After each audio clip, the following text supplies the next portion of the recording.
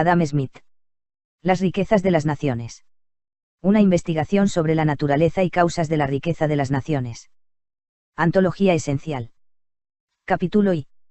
De la división del trabajo. El progreso más importante en las facultades productivas del trabajo, y gran parte de la aptitud, destreza y sensatez con que diste se aplica o dirige, por doquier, parecen ser consecuencia de la división del trabajo. Los efectos de la división del trabajo en los negocios generales de la sociedad se entenderán más fácilmente considerando la manera como opera en algunas de las manufacturas. Generalmente se cree que tal división es mucho mayor en ciertas actividades económicas de poca importancia, no porque efectivamente esa división se extreme más que en otras actividades de importancia mayor, sino porque en aquellas manufacturas que se destinan a ofrecer satisfacciones para las pequeñas necesidades de un reducido número de personas, el número de operarios ha de ser pequeño, y los empleados en los diversos pasos o etapas de la producción se pueden reunir generalmente en el mismo taller y a la vista del espectador. Por el contrario, en aquellas manufacturas destinadas a satisfacer los pedidos de un gran número de personas, cada uno de los diferentes ramos de la obra emplea un número tan considerable de obreros, que es imposible juntarlos en el mismo taller. Difícilmente podemos abarcar de una vez, con la mirada, sino los obreros empleados en un ramo de la producción. Aun cuando en las grandes manufacturas la tarea se puede dividir realmente en un número de operaciones mucho mayor que en otras manufacturas más pequeñas, la división del trabajo no es tan obvia y, por consiguiente, ha sido menos observada. Tomemos como ejemplo una manufactura de poca importancia, pero a cuya división del trabajo se ha hecho muchas veces refrenda, la de fabricar alfileres. Un obrero que no haya sido adiestrado en esa clase de tarea, converja por virtud de la división del trabajo en un oficio nuevo, y que no esté acostumbrado a manejar la maquinaria que en uno se utiliza, cuya invención ha derivado, probablemente, de la división del trabajo, por más que trabaje, apenas podría hacer un alfiler al día, y desde luego no podría confeccionar más de 20. Pero dada la manera como se practica hoy día la fabricación de alfileres, no solo la fabricación misma constituye un oficio aparte, sino que está dividida en varios ramos, la mayor parte de los cuales también constituyen otros tantos oficios distintos. Un obrero estira el alambre, otro lo endereza, un tercero lo va cortando en trozos iguales, un cuarto hace la punta, un quinto obrero está ocupado en limar el extreme donde se va a colocar la cabeza, a su vez la confección de la cabeza requiere 2 o 3 operaciones distintas, fijarla es un trabajo especial, esmaltar los alfileres, otro, y todavía es un oficio distinto colocarlos en el papel. En fin, el importante trabajo de hacer un alfiler queda dividido de esta manera en unas 18 operaciones distintas, las cuales son desempeñadas en algunas fábricas por otros tantos obreros diferentes, aunque en otras un solo hombre desempeñe a veces 2 o 3 operaciones. He visto una pequeña fábrica de esta especie que no empleaba más que 10 obreros, donde, por consiguiente, algunos de ellos tenían a su cargo 2 o 3 operaciones. Pero a pesar de que eran pobres y, por lo tanto, no estaban bien provistos de la maquinaria debida, podían, cuando se esforzaban, hacer entre todos, diariamente, unas 12 libras de alfileres. En cada libra había más de 4.000 alfileres de tamaño mediano. Por consiguiente, estas 10 personas podían hacer cada día, en conjunto, más de 48.000 alfileres, cuya cantidad, dividida entre 10, correspondería a 4.800 por persona. En cambio, si cada uno hubiera trabajado separada e independientemente, y ninguno hubiera sido adiestrado en esa clase de tarea, es seguro que no hubiera podido hacer 20, o, tal vez, ni un solo alfiler al de barra, es decir, seguramente no hubiera podido hacer la 240ª parte, tal vez ni la 4800ª parte de lo que son capaces de confeccionar en la actualidad gracias a la división y combinación de las diferentes operaciones en forma conveniente. En todas las demás manufacturas y artes los efectos de la división del trabajo son muy semejantes a los de este oficio poco complicado, aun cuando en muchas de ellas el trabajo no puede ser objeto de semejante subdivisión ni reducirse a una tal simplicidad de operación. Sin embargo, la división del trabajo, en cuanto puede ser aplicada, ocasiona en todo arte un aumento proporcional en las facultades productivas del trabajo. Es de suponer que la diversificación de numerosos empleos y actividades económicas es consecuencia de esa ventaja. Esa separación se produce generalmente con más amplitud en aquellos países que han alcanzado un nivel más alto de laboriosidad y progreso, pues generalmente es obra de muchos, en una sociedad culta, lo que hace uno solo, en estado de atraso. En todo país adelantado, el labrador no es más que labriego y el artesano no es sino menestral. Asimismo, el trabajo necesario para producir un producto acabado se reparte, por regla general, entre muchas manos. Cuántos y cuán diferentes oficios no se advierten en cada ramo de las manufacturas de lino y lana, desde los que cultivan aquella planta o cuidan el vellón hasta los bataneros y blanqueadores, aprestadores y tintoreros. La agricultura, por su propia naturaleza, no admite tantas subdivisiones del trabajo, ni hay división tan completa de sus operaciones como en las manufacturas. Es imposible separar tan completamente la ocupación del ganadero y del labrador, como se separan los oficios del carpintero y del herrero. El hilandero generalmente es una persona distinta del tejedor, pero la persona que ara, siembra, cava y recolecta el grano suele ser la misma. Como la oportunidad de practicar esas distintas clases de trabajo va produciéndose con el transcurso de las estaciones del año, es imposible que un hombre esté dedicado constantemente a una sola tarea.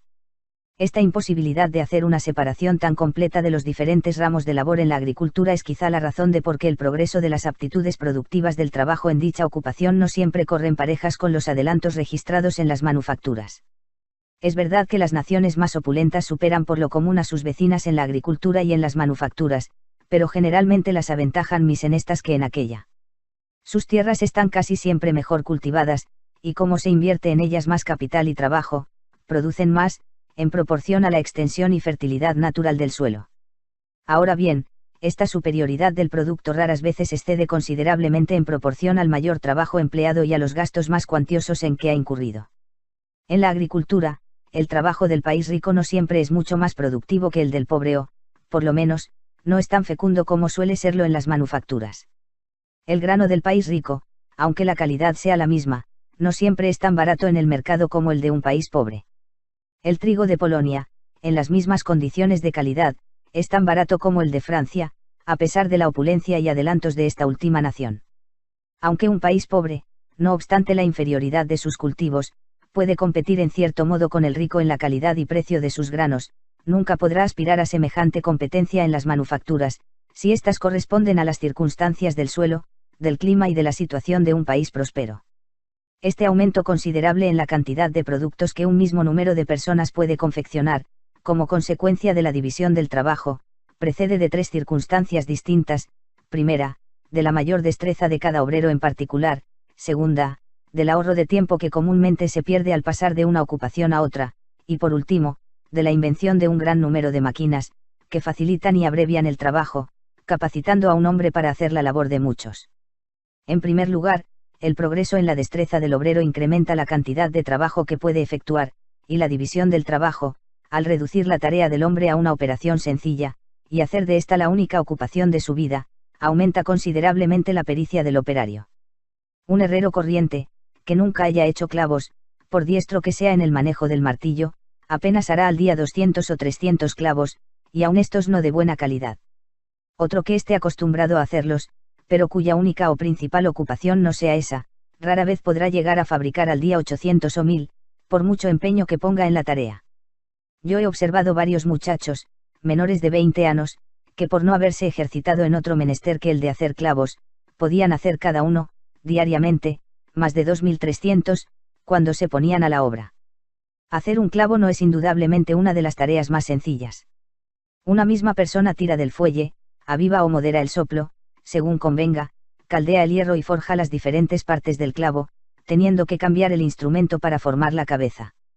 Las diferentes operaciones en que se subdivide el trabajo de hacer un alfiler o un botón de metal son, todas ellas, mucho más sencillas y, por lo tanto, es mucho mayor la destreza de la persona que no ha tenido otra ocupación en su vida.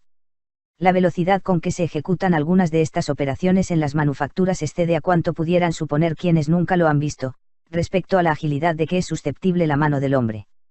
En segundo lugar, la ventaja obtenida al ahorrar el tiempo que por lo regular se pierde, al pasar de una clase de operación a otra, es mucho mayor de lo que a primera vista pudiera imaginarse. Es imposible pasar con mucha rapidez de una labor a otra, cuando la segunda se hace en sitio distinto y con instrumentos completamente diferentes. Un tejedor rural, que al mismo tiempo cultiva una pequeña granja, no podrá por menos de perder mucho tiempo al pasar del telar al campo y del campo al telar. Cuando las dos labores se pueden efectuar en el mismo lugar, se perderá indiscutiblemente menos tiempo, pero la pérdida, aun en este caso, es considerable. No hay hombre que no haga una pausa, por pequeña que sea, al pasar la mano de una ocupación a otra. Cuando comienza la nueva tarea rara vez está alerta y pone interés, La mente no está en lo que hace y durante algún tiempo más bien se distrae que aplica su esfuerzo de una manera diligente. El hábito de remolonear y de proceder con indolencia que, naturalmente, adquiere todo obrero del campo, las más de las veces por necesidad, ya que se ve obligado a mudar de labor y de herramientas cada media hora, y a emplear las manos de 20 maneras distintas al cabo del día, lo convierte, por lo regular, en lento e indolente, incapaz de una dedicación intensa aún en las ocasiones más urgentes. Con independencia, por lo tanto, de su falta de destreza, esta causa, por sí sola, basta para reducir considerablemente la cantidad de obra que sería capaz de producir. En tercer lugar, y por último, todos comprenderán cuánto se facilita y abrevia el trabajo si se emplea maquinaria apropiada. Sobran los ejemplos, y así nos limitaremos a decir que la invención de las máquinas que facilitan y abrevian la tarea, parece tener su origen en la propia división del trabajo. El hombre adquiere una mayor aptitud para descubrir los métodos más idóneos y expedites, a fin de alcanzar un propósito, cuando tiene puesta toda su atención en un objeto, que no cuando se distrae en una gran variedad de cosas. Debido a la división del trabajo, toda su atención se concentra naturalmente en un solo y simple objeto. Naturalmente puede esperarse que uno u otro de cuantos se emplean en cada una de las ramas del trabajo encuentre pronto el método más fácil y rápido de ejecutar su tarea, si la naturaleza de la obra lo permite. Una gran parte de las máquinas empleadas en esas manufacturas, en las cuales se haya muy subdividido el trabajo, fueron al principio invento de artesanos comunes, pues hallándose ocupado cada uno de ellos en una operación sencilla, toda su imaginación se concentraba en la búsqueda de métodos rápidos y fáciles para ejecutarla. Quien haya visitado con frecuencia tales manufacturas habrá visto muchas máquinas interesantes inventadas por los mismos obreros, con el fin de facilitar y abreviar la parte que les corresponde de la obra. En las primeras máquinas de vapor había un muchacho ocupado, de una manera constante, en abrir y cerrar alternativamente la comunicación entre la caldera y el cilindro, a medida que subía o bajaba el pistón.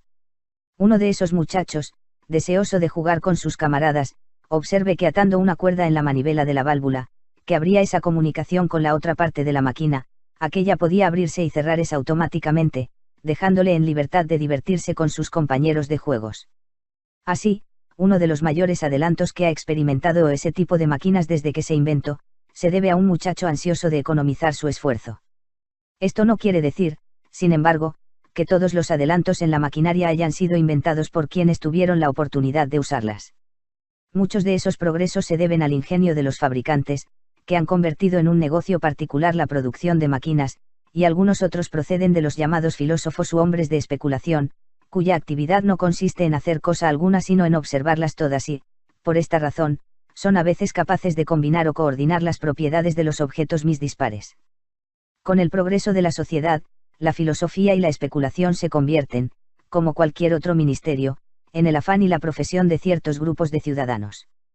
Como cualquier otro empleo, también ese se subdivide en un gran número de ramos diferentes, cada uno de los cuales ofrece cierta ocupación especial a cada grupo o categoría de filósofos. Tal subdivisión de empleos en la filosofía, al igual de lo que ocurre en otras profesiones, imparte destreza y ahorra mucho tiempo. Cada uno de los individuos se hace más experto en su ramo, se produce más en total y la cantidad de ciencia se acrecienta considerablemente. La gran multiplicación de producciones en todas las artes, originadas en la división del trabajo, da lugar, en una sociedad bien gobernada, a esa opulencia universal que se derrama hasta las clases inferiores del pueblo. Todo obrero dispone de una cantidad mayor de su propia obra, en exceso de sus necesidades, y como cualquier otro artesano, se halla en la misma situación, se encuentra en condiciones de cambiar una gran cantidad de sus propios bienes por una gran cantidad de los creados por otros, o lo que es lo mismo, por el precio de una gran cantidad de los suyos.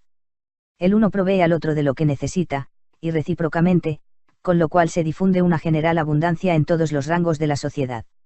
Si observamos las comodidades de que disfruta cualquier artesano o jornalero, en un país civilizado y laborioso, veremos cómo excede a todo cálculo el número de personas que concurren a procurarle aquellas satisfacciones, aunque cada uno de ellos solo contribuya con una pequeña parte de su actividad. Por vasta que sea, la chamarra de lana, pongamos por caso, que lleva el jornalero, es producto de la labor conjunta de muchísimos operarios. El pastor, el que clasifica la lana, el cardador, el amanuense, el tintorero, el hilandero, el tejedor, el batanero, el sastre, y otros muchos, tuvieron que conjugar sus diferentes oficios para completar una producción tan vulgar. Además de esto, Cuántos tratantes y arrieros no hubo que emplear para transportar los materiales de unos a otros de estos mismos artesanos, que a veces viven en regiones apartadas del país. Cuánto comercio y navegación, constructores de barcos, marineros, fabricantes de velas y jarcias no hubo que utilizar para conseguir los colorantes usados por el tintorero y que, a menudo, proceden de los lugares más remotos del mundo. Y qué variedad de trabajo se necesita para producir las herramientas del más modesto de estos operarios. Pasando por alto maquinarias tan complicadas como el barco del marinero, el martinete del forjador y el telar del tejedor, consideraremos solamente qué variedad de labores no se requieren para lograr una herramienta tan sencilla como las tijeras, con las cuales el esquilador corta la lana. El minero, el constructor del horno para fundir el mineral, el fogonero que alimenta el crisol, el ladrillero, el albañil, el encargado de la buena marcha del horno, el del martinete, el forjador, el herrero, todos deben coordinar sus artes respectivas para producir las tijeras.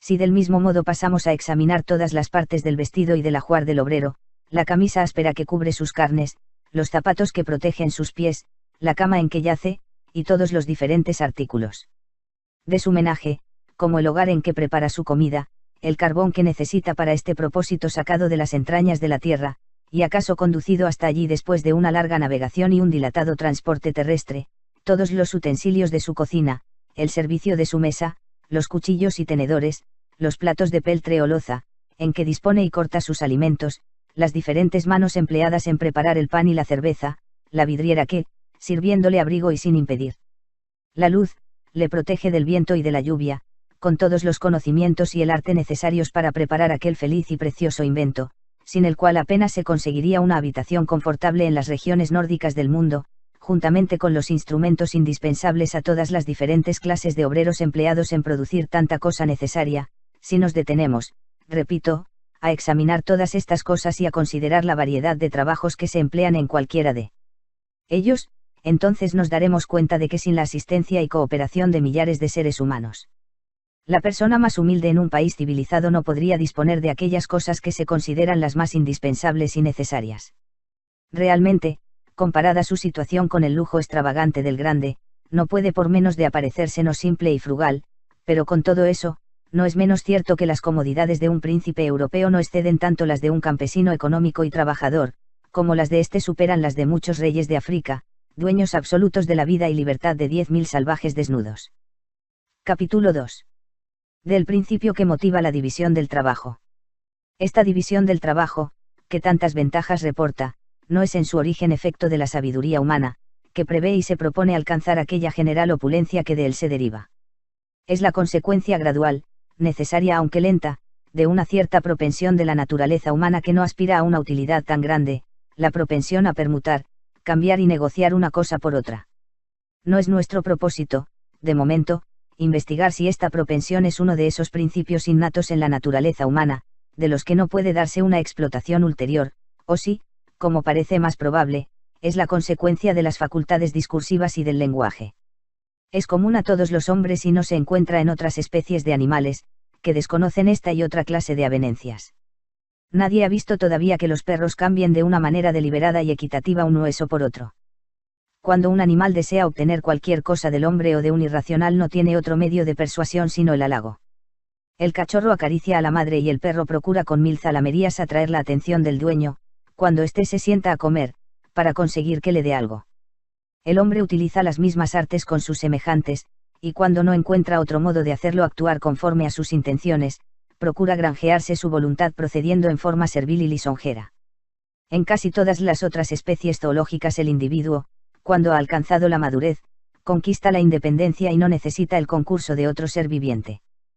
Pero el hombre reclama en la mayor parte de las circunstancias la ayuda de sus semejantes y en vano puede esperarla solo de su benevolencia.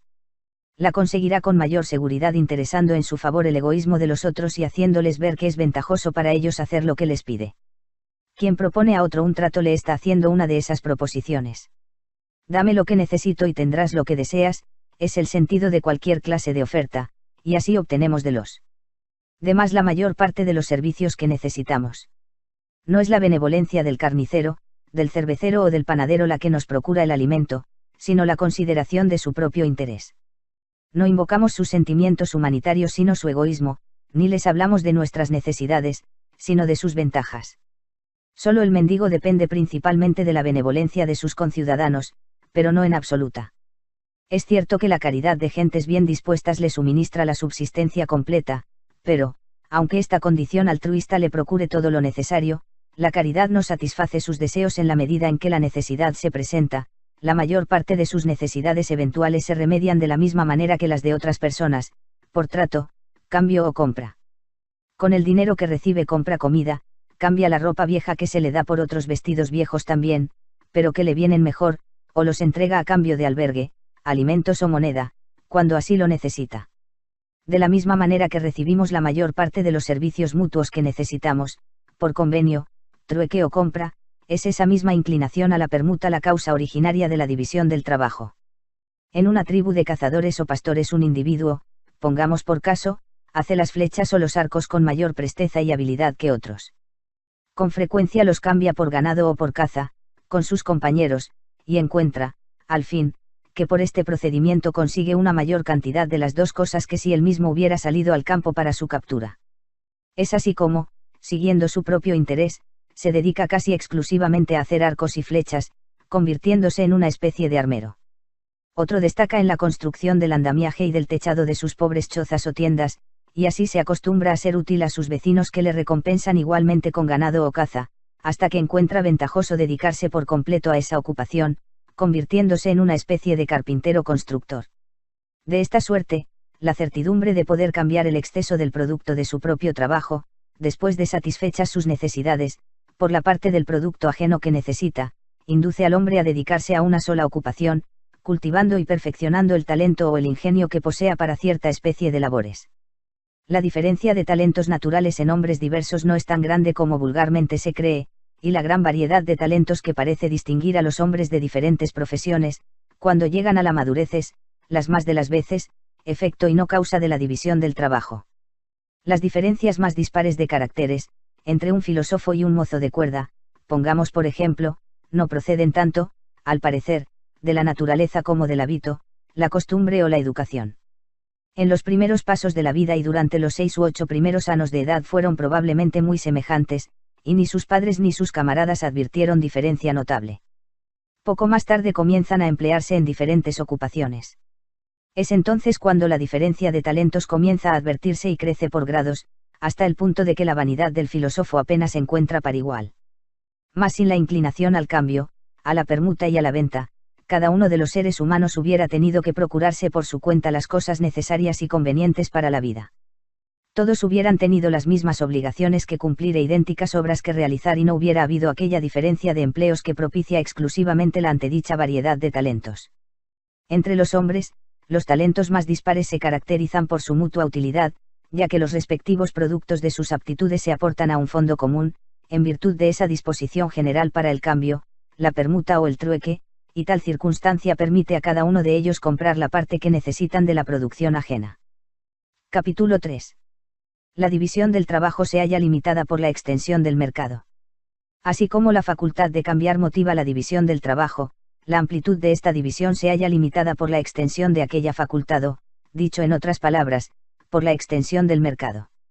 Cuando éste es muy pequeño, nadie se anima a dedicarse por entero a una ocupación, por falta de capacidad para cambiar el sobrante del producto de su trabajo, en exceso del propio consume, por la parte que necesita de los resultados de la labor de otros. Capítulo 4. Del origen y uso de la moneda. Tan pronto como se hubo establecido la división del trabajo, solo una pequeña parte de las necesidades de cada hombre se pudo satisfacer con el producto de su propia labor. El hombre subviene a la mayor parte de sus necesidades cambiando el remanente del producto de su esfuerzo, en exceso de lo que consume, por otras porciones del producto ajeno, que y barra inversa necesita. El hombre vive así, gracias al cambio convirtiéndose, en cierto modo, en mercader, y la sociedad misma prospera hasta ser lo que realmente es, una sociedad comercial. Cuando comenzó a practicarse la división del trabajo, la capacidad de cambio se vio con frecuencia cohibida y entorpecida en sus operaciones. Es de suponer que un hombre tuviera de una mercancía más de lo que necesitaba, en tanto otro disponía de menos. El primero, en consecuencia, estaría dispuesto a desprenderse del sobrante, y el segundo, a adquirir una parte de este exceso. Mas si acontecía que este último no contaba con nada de lo que el primero había menester, el cambio entre ellos no podía tener lugar. El carnicero tiene más carne en su establecimiento de la que consume y el cervecero y el panadero gustosamente comprarían una parte de ese excedente.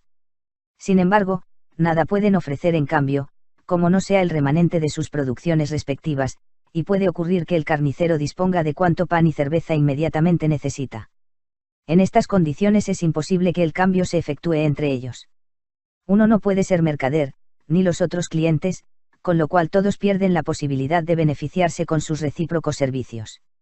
A fin de evitar inconvenientes de esta naturaleza, todo hombre razonable, en cualquier periodo de la sociedad, después de establecida la división del trabajo, procuró manejar sus negocios de tal forma que en todo tiempo pudiera disponer, además de los productos de su actividad peculiar, de una cierta cantidad de cualquier otra mercancía, que a su juicio escasas personas serían capaces de rechazar a cambio de los productos de su respectivo esfuerzo. Es muy probable que para este fin se seleccionasen y eligieran, de una manera sucesiva, muchas cosas diferentes. Sin embargo, en todos los países resolvieron los hombres, por diversas razones incontrovertibles, dar preferencia para este uso a los metales, sobre todas las demás mercaderías. Es así como la moneda se convirtió en instrumento universal de comercio en todas las naciones civilizadas, y por su mediación se compran, venden y permutan toda clase de bienes. Ahora vamos a examinar cuáles son las reglas que observan generalmente los hombres en la permuta de unos bienes por otros, o cuando los cambian en moneda. Estas reglas determinan lo que pudiéramos llamar el valor relativo o de cambio de los bienes.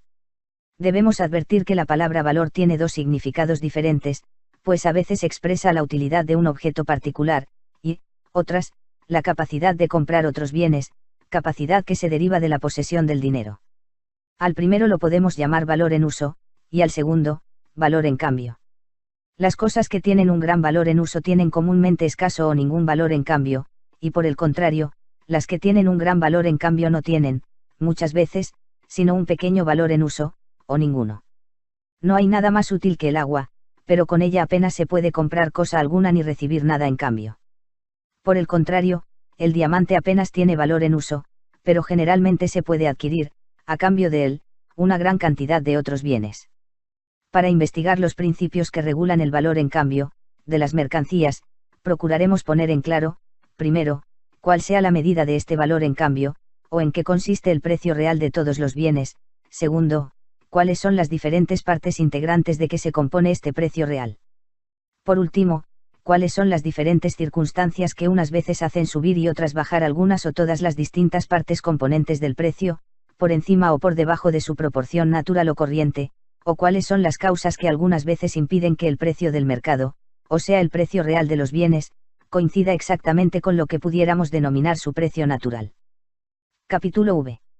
Del precio real y nominal de las mercancías, o de su precio en trabajo y de su precio en moneda.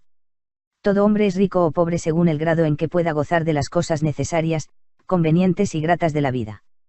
Pero una vez establecida la división del trabajo, es solo una parte muy pequeña de las mismas la que se puede procurar con el esfuerzo personal. La mayor parte de ellas se conseguirán mediante el trabajo de otras personas, y será rico o pobre, de acuerdo con la cantidad de trabajo ajeno de que pueda disponer o se halle en condiciones de adquirir.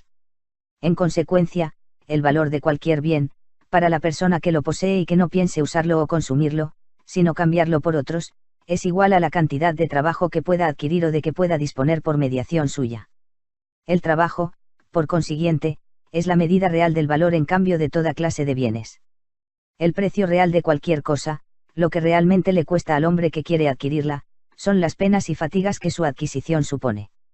Lo que realmente vale para el que ya la ha adquirido y desea disponer de ella, o cambiarla por otros bienes, son las penas y fatigas de que lo libraran, y que podrá imponer a otros individuos. Lo que se compra con dinero o con otros bienes, se adquiere con el trabajo, lo mismo que lo que adquirimos con el esfuerzo de nuestro cuerpo. El dinero o sea otra clase de bienes nos dispensan de esa fatiga. Contienen el valor de una cierta cantidad de trabajo, que nosotros cambiamos por las cosas que suponemos encierran, en un momento determinado, la misma cantidad de trabajo. El trabajo fue, pues, el precio primitivo, la moneda originaria que sirvió para pagar y comprar todas las cosas. No fue con el oro ni con la plata, sino con el trabajo como se compró originariamente en el mundo toda clase de riquezas, su valor para los que las poseen y desean cambiarlas por otras producciones es precisamente igual a la cantidad de trabajo que con ella pueden adquirir y disponer. Pero aunque el trabajo es la medida real del valor en cambio de todos los bienes, generalmente no es la medida por la cual se estima ese valor. Con frecuencia es difícil averiguar la relación proporcional que existe entre cantidades diferentes de trabajo. El tiempo que se gasta en dos diferentes clases de tarea no siempre determina de una manera exclusiva esa proporción. Han de tomarse en cuenta los grados diversos de fatiga y de ingenio. Una hora de trabajo penoso contiene a veces más esfuerzo que 2 horas de una labor fácil, y más trabajo, también, la aplicación de una hora de trabajo en una profesión cuyo aprendizaje requiere el trabajo de 10 años, que un mes de actividad en una labor ordinaria y de fácil ejecución. Mas no es fácil hallar una medida idónea del ingenio y del esfuerzo. Es cierto, no obstante, que al cambiar las diferentes producciones de distintas clases de trabajo se suele admitir una cierta tolerancia en ambos conceptos. El ajuste, sin embargo, no responde a una medida exacta, sino al regateo y a la puja del mercado, de acuerdo con aquella grosera y elemental igualdad, que, aun no siendo exacta, es suficiente para llevar a cabo los negocios corrientes de la vida ordinaria.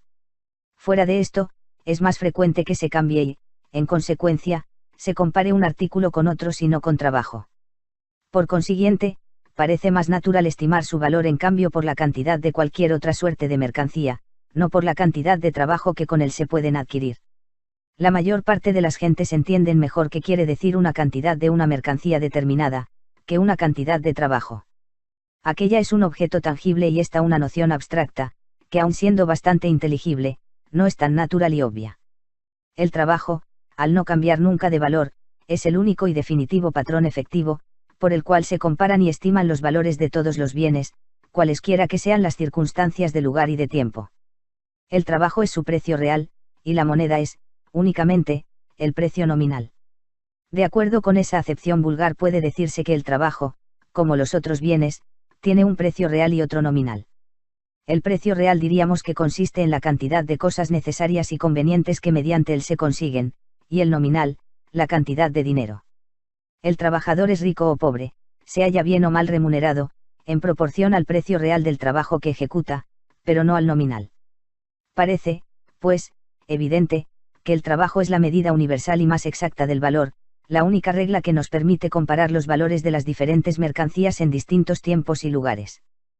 Capítulo 6. Sobre los elementos componentes del precio de las mercancías. En el estado primitivo y rudo de la sociedad, que precede a la acumulación de capital y a la apropiación de la tierra, la única circunstancia que puede servir de norma para el cambio recíproco de diferentes objetos parece ser la proporción entre las distintas clases de trabajo que se necesitan para adquirirlos. Si en una nación de cazadores, por ejemplo, cuesta usualmente doble trabajo matar un castor que un ciervo, el castor, naturalmente, se cambiará por o valdrá 2 ciervos. Es natural que una cosa que generalmente es producto del trabajo de 2 días o de 2 horas valga el doble que la que es consecuencia de un día o de una hora. Si una clase de trabajo es más penosa que otra, será también natural que se haga una cierta asignación a ese superior esfuerzo, y el producto de una hora de trabajo, en un caso, se cambiará frecuentemente por el producto de 2 horas en otro.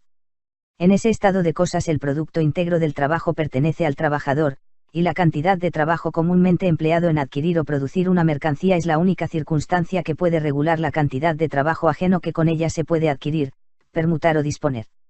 Mas tan pronto como el capital se acumula en poder de personas determinadas, algunas de ellas procuran regularmente emplearlo en dar trabajo a gentes laboriosas, suministrándoles materiales y alimentos, para sacar un provecho de la venta de su producto o del valor que el trabajo incorpora a los materiales. Al cambiar un producto acabado, bien sea por dinero, bien por trabajo, o por otras mercaderías, además de lo que sea suficiente para pagar el valor de los materiales y los salarios de los obreros, es necesario que se dé algo por razón de las ganancias que corresponden al empresario, el cual compromete su capital en esa contingencia. En nuestro ejemplo, el valor que el trabajador añade a los materiales se resuelve en 2 partes, una de ellas paga el salario de los obreros, y la otra las ganancias del empresario, sobre el fondo entero de materiales y salarios que adelanta. El empresario no tendría interés alguno en emplearlos si no esperase alcanzar de la venta de sus productos algo más de lo suficiente para reponer su capital, ni tendría tampoco interés en emplear un capital considerable, y no otro más exiguo, si los beneficios no guardasen cierta proporción con la cuantía del capital.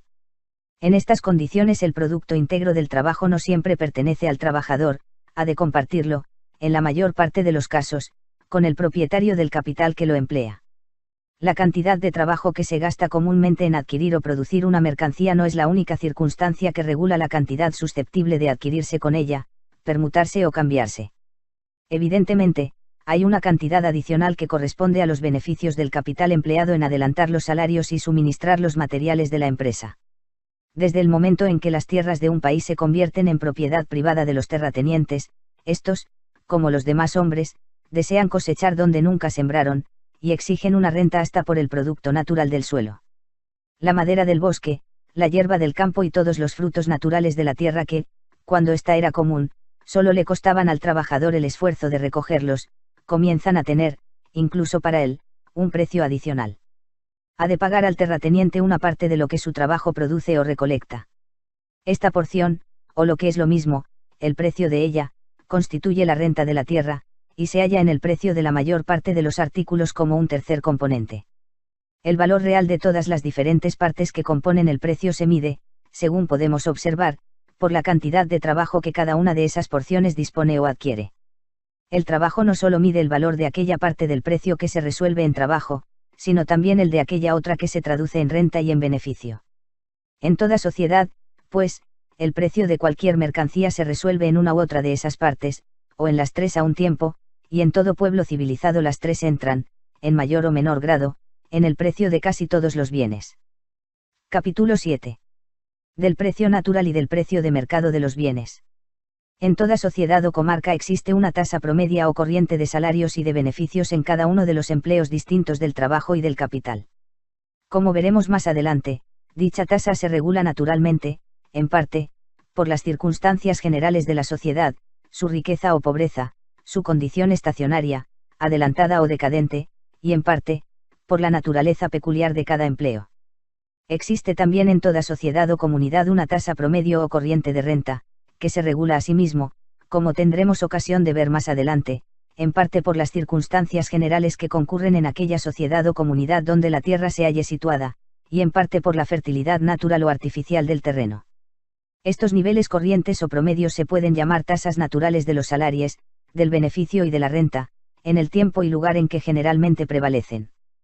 Cuando el precio de una cosa es ni más ni menos que el suficiente para pagar la renta de la tierra, los salarios del trabajo y los beneficios del capital empleado en obtenerla, prepararla y traerla al mercado, de acuerdo con sus precios corrientes, aquella se vende por lo que se llama su precio natural. El artículo se vende entonces por lo que precisamente vale o por lo que realmente le cuesta a la persona que lo lleva al mercado, y aun cuando en el lenguaje corriente, lo que se denomina costo primo de un artículo no comprende el beneficio de la persona que lo revende, es indudable que si ésta lo vendiese a un precio que no le rindiera el tipo de beneficio acostumbrado en su región, perdería en el trato, ya que empleando su capital en cualquier otro comercio hubiera realizado ese beneficio. Además de esto, su beneficio es su renta, puesto que es el fondo peculiar de su mantenimiento o subsistencia. De la misma manera que, mientras está preparando los bienes y los trae al mercado, adelanta los salarios de sus obreros, o lo que es lo mismo, su subsistencia, de igual suerte se adelanta a sí mismo sus medios de vida, y estos adelantos deben guardar proporción con aquel beneficio que razonablemente puede esperar de la venta de los bienes. Si ésta, pues, no le rinde tal beneficio, no podrá decirse realmente que se le paga lo que le cuestan. El precio efectivo a que corrientemente se venden las mercancías es lo que se llama precio de mercado, y puede coincidir con el precio natural o ser superior o inferior a este. El precio de mercado de cada mercancía en particular se regula por la proporción entre la cantidad de esta que realmente se lleva al mercado y la demanda de quienes están dispuestos a pagar el precio natural del artículo, o sea, el valor íntegro de la renta, el trabajo y el beneficio que es preciso cubrir para presentarlo en el mercado. Estas personas pueden denominarse compradores efectivos, y su demanda efectiva, pues ha de ser suficientemente atractiva para que el artículo sea conducido al mercado. Esta demanda es diferente de la llamada absoluta. Un pobre, en cierto modo, desea tener un coche y desearía poseerlo, pero su demanda no es una demanda efectiva, pues el artículo no podrá ser llevado al mercado para satisfacer su deseo.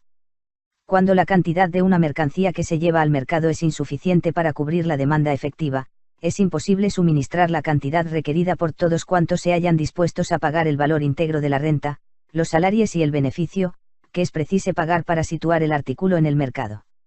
Algunos de ellos, con tal de no renunciar a la mercancía, estarían dispuestos a pagar más por ella. Por tal razón se suscitará entre ellos inmediatamente una competencia, y el precio de mercado subirá más o menos sobre el precio natural, según que la magnitud de la deficiencia, la riqueza o el afán de ostentación de los competidores, estimulen más o menos la fuerza de la competencia.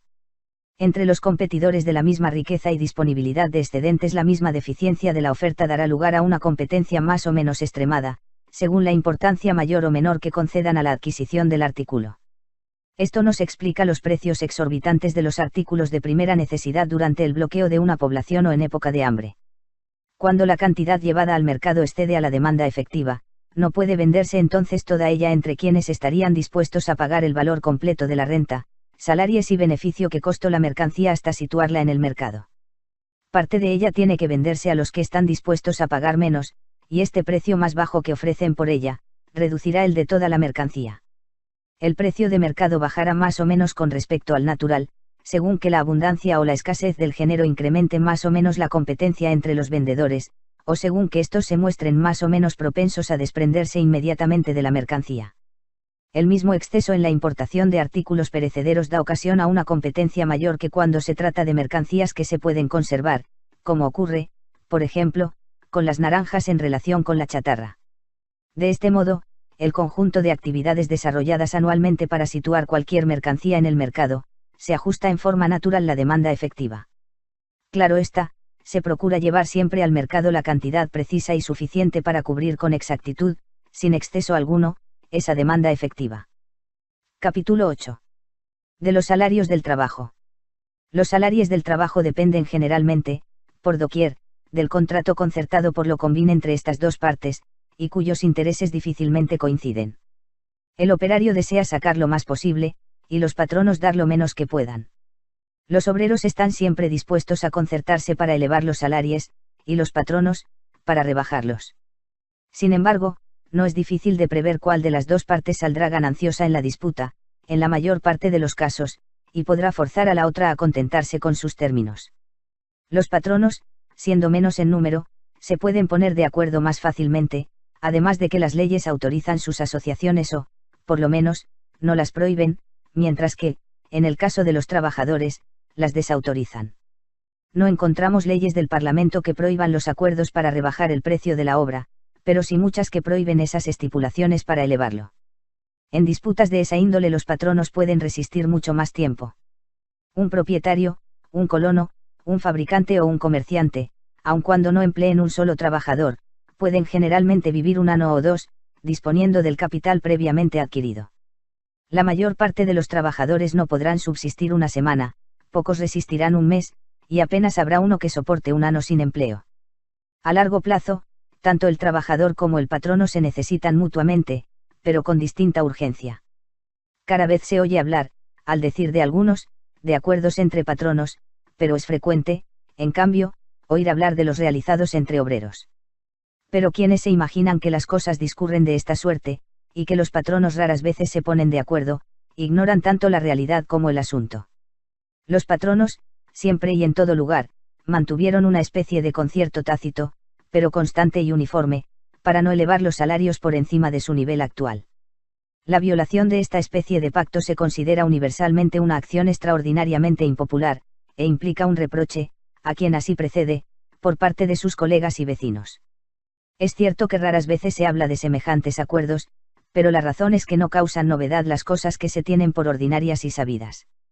Algunas veces ocurre también que los patronos celebran acuerdos especiales para hacer descender los salarios por debajo de aquel nivel, a que acabamos de hacer referencia.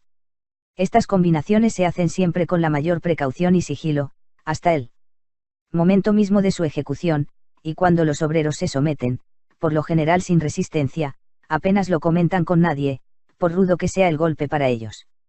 Sin embargo, dichas coaliciones chocan frecuentemente con una acción concertada y defensiva de los obreros, quienes también, a veces, y sin necesidad de provocación previa, se ponen de acuerdo para elevar el precio de su trabajo.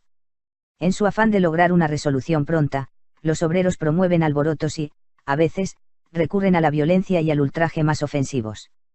Los obreros pocas veces sacan fruto alguno de la violencia de esas tumultuosas manifestaciones, las cuales, en parte, por la intervención de la autoridad, en parte, por la gran pertinacia de los patronos, y en la mayoría de los casos por la necesidad en que se hallan los trabajadores de someterse, para no carecer de los medios de subsistencia, fracasan generalmente, sin otro resultado que el castigo o la ruina de los dirigentes. La recompensa real del salario, o sea la cantidad efectiva de las cosas necesarias y útiles para la vida que dicha recompensa procura al obrero, ha aumentado en el curso de la presente centuria quizá en mayor proporción que el precio en dinero. Esta mejora en las condiciones de las clases inferiores del pueblo debe considerarse ventajosa o perjudicial para la sociedad. La respuesta a primera vista parece muy sencilla. Los criados, los trabajadores y los operarios de todas las categorías constituyen la mayoría en toda sociedad política de importancia. En consecuencia, no puede ser perjudicial para el todo social lo que aprovecha a la mayor parte de sus componentes. Ninguna sociedad puede ser floreciente y feliz si la mayor parte de sus miembros son pobres y miserables. Es, por añadidura, equitativo que quienes alimentan, visten y albergan al pueblo entero participen de tal modo en el producto de su propia labor que ellos también se encuentren razonablemente alimentados, vestidos y alojados. Capítulo X. De los salarios y beneficios en los diferentes empleos del trabajo y del capital. Todas las ventajas y desventajas que se derivan de los diferentes empleos del trabajo y del capital, en el mismo territorio, deberán ser perfectamente iguales o gravitar continuamente hacia esa misma igualdad. Si en el mismo territorio un empleo fuese evidentemente más o menos ventajoso que otros, un cierto número de personas buscarían ocupación, en un caso, y otro cierto número desertarían de ese empleo, en el otro, de tal suerte que muy pronto, por compensación, se volvería al nivel de otras ocupaciones. Así al menos sucedería en una sociedad en que las cosas se dejasen discurrir por su curso natural, en la que hubiere perfecta libertad y cada uno fuese completamente libre para elegir la ocupación que tuviere por más conveniente, o para cambiarla tan pronto como lo juzgase razonable. El interés individual llevaría presto a cada quien a buscar la ocupación más ventajosa y a rechazar la que para él implicase desventaja. Los salarios en dinero y los beneficios son, en verdad, extraordinariamente diferentes, en Europa, en los diferentes empleos del capital y del trabajo. Estas diferencias nacen, en parte, como consecuencia de la política europea, que no permite se desenvuelvan las cosas con perfecta libertad. En primer lugar, la política en Europa ocasiona una desigualdad considerable en la suma total de las ventajas y desventajas de los diferentes empleos de capital y de trabajo, al restringir la competencia en algunos empleos a un número más reducido de individuos de los que estarían dispuestos a dedicarse a ellos, en otras circunstancias. Los principales medios de que se vale para esos fines son los privilegios exclusivos de las corporaciones o gremios.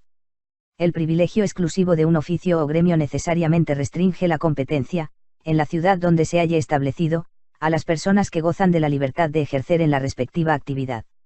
El requisito esencial para obtener esa licencia consiste en haber hecho el aprendizaje en el mismo pueblo, bajo la guía de un maestro debidamente autorizado.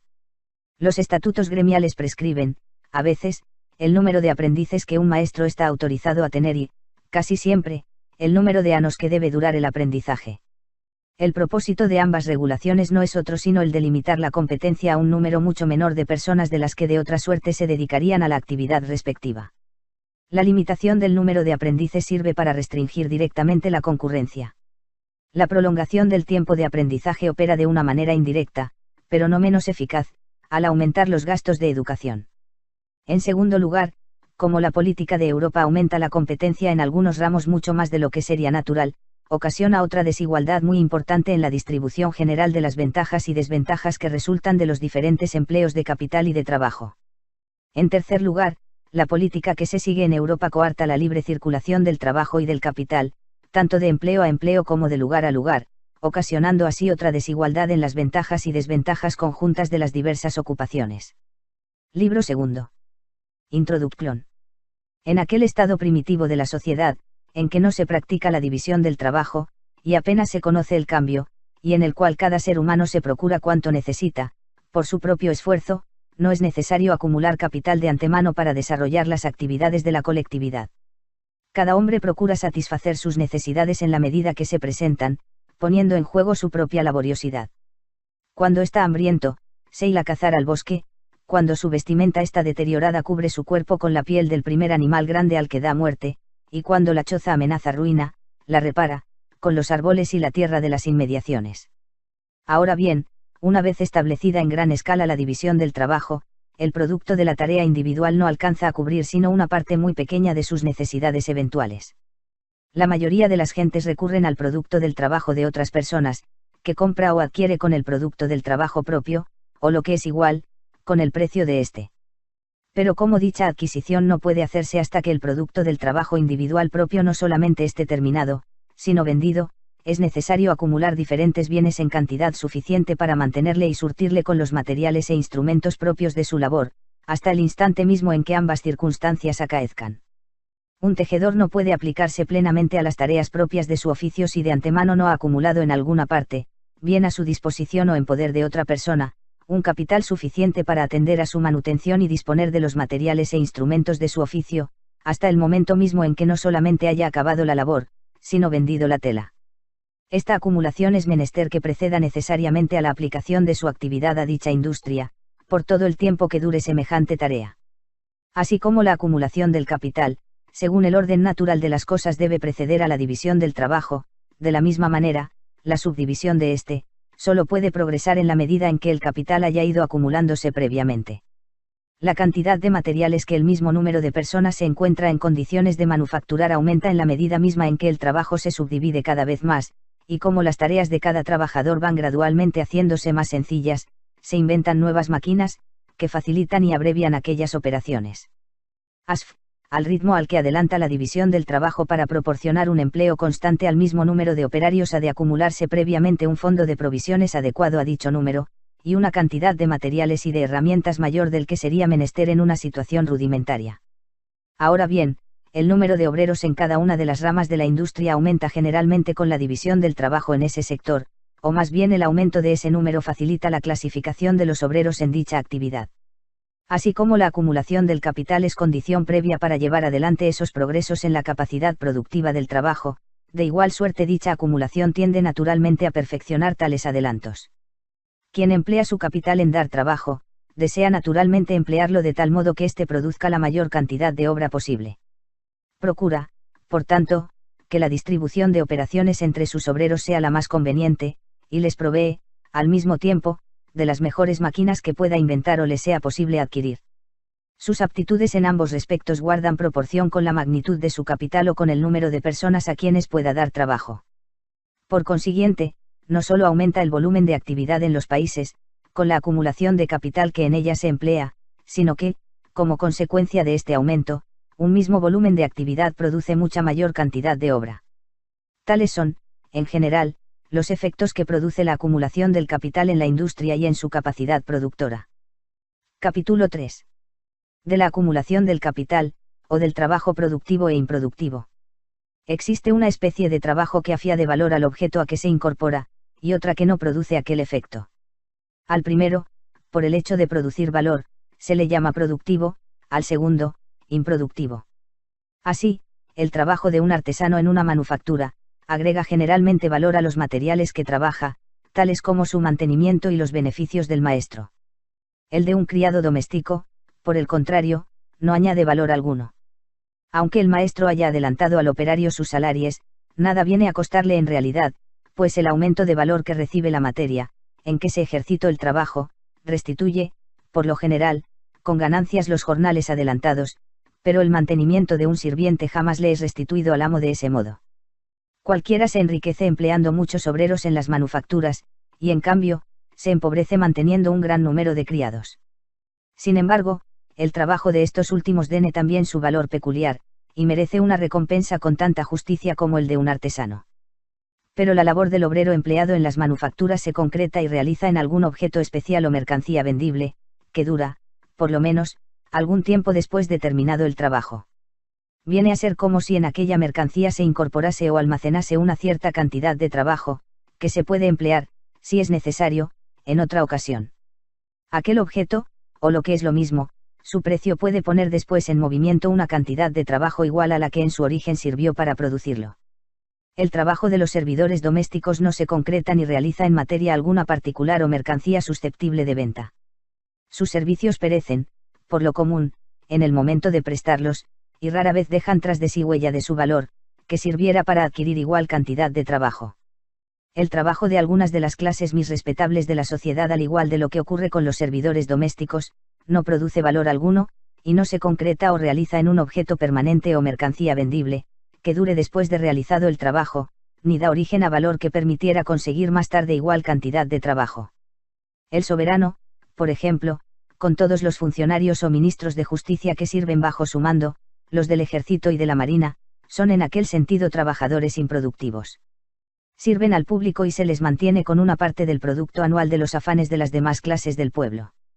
Los servicios que estos prestan, por honorables que sean, por útiles que se consideren, nada producen en el sentido de poder adquirir igual cantidad de otro servicio.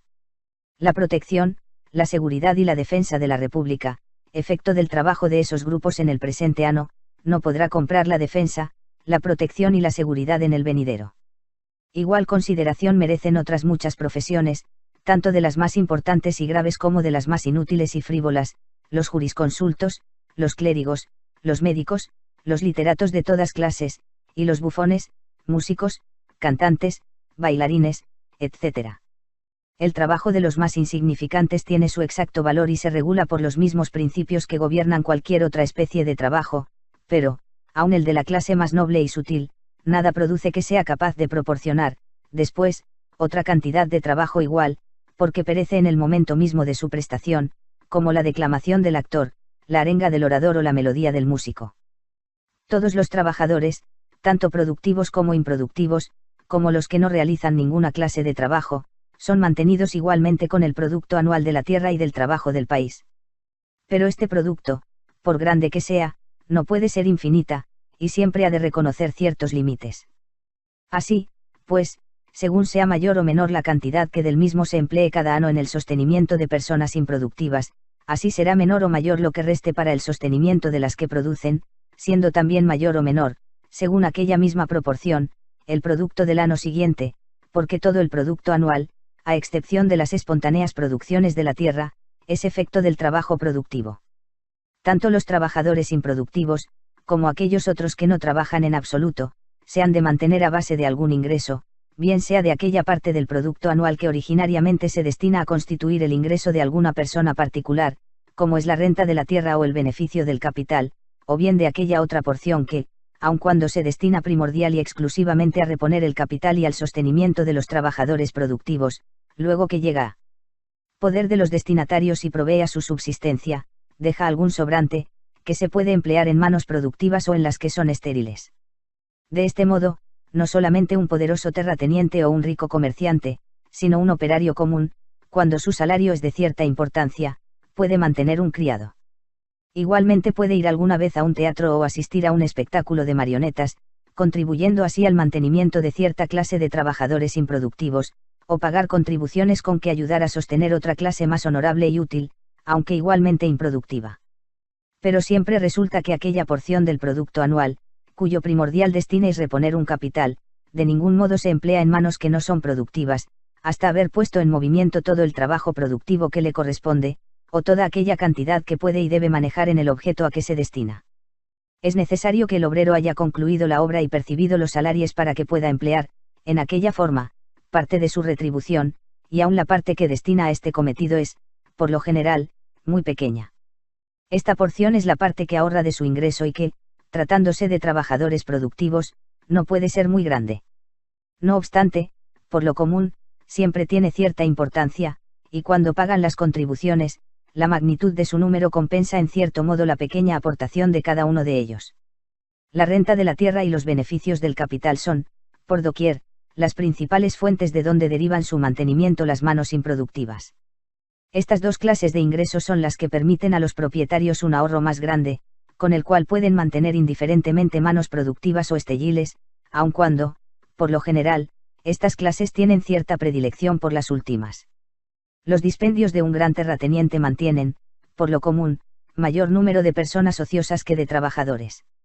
El comerciante rico, aunque emplea su capital en mantener solamente personas industriosas, con sus gastos, es decir, con el empleo de sus rentas mantiene, por lo general, las mismas clases de gentes que un poderoso hacendado.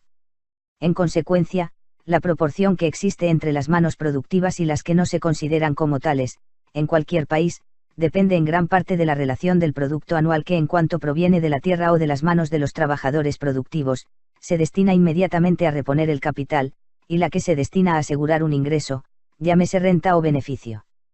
Mas esta proporción es muy distinta en los países ricos y en los pobres. Parece, pues, que la proporción entre capital y renta es la que regula en todas partes la relación que existe entre ociosidad e industria. Donde predomina el capital, prevalece la actividad económica; donde prevalece la renta, predomina la ociosidad. Cualquier aumento o disminución del capital promueve de una manera natural el aumento o la disminución de la magnitud de la industria, el número de manos productivas y, por consiguiente, el valor en cambio del producto anual de la tierra y del trabajo del país, que es en definitiva la riqueza real y el ingreso de sus habitantes. Los capitales aumentan con la sobriedad y la parsimonia, y disminuyen con la prodigalidad y la disipación. Todo lo que una persona ahorra de su renta lo acumula a su capital y lo emplea en mantener un mayor número de manos productivas, o facilita que otra persona lo haga, prestándoselo a cambio de un interés o, lo que viene a ser lo mismo, de una participación en la ganancia. Así como el capital de un individuo solo puede aumentar con lo que ahorre de sus rentas anuales o de sus ganancias, de igual suerte el capital de la sociedad, que coincide con el de sus individuos, no puede acrecentarse sino en la misma forma. La sobriedad o parsimonia y no la laboriosidad es la causa inmediata del aumento de capital. La laboriosidad, en efecto, provee la materia que la parsimonia acumula, pero por mucho que fuese capaz de adquirir aquella, nunca podría lograr engrandecer el capital, sin el concurso de esta última. La parsimonia, al aumentar el capital que se destina a dar ocupación a manos productivas, contribuye a aumentar el número de aquellas cuyo trabajo agrega algún valor a la materia que elaboran, contribuyendo así a incrementar el valor en cambio del producto anual de la tierra y del trabajo del país. Pone en movimiento una cantidad adicional de actividad laboriosa que da un valor adicional a ese producto anual. Lo que cada año se ahorra se consume regularmente, de la misma manera que lo que se gasta en el mismo periodo, y casi al mismo tiempo también, pero por una clase distinta de gentes. Aquella porción de sus rentas que gasta anualmente el rico, se consume, en la mayor parte de los casos, por los criados y huéspedes ociosos, que nada producen a cambio de lo que consumen.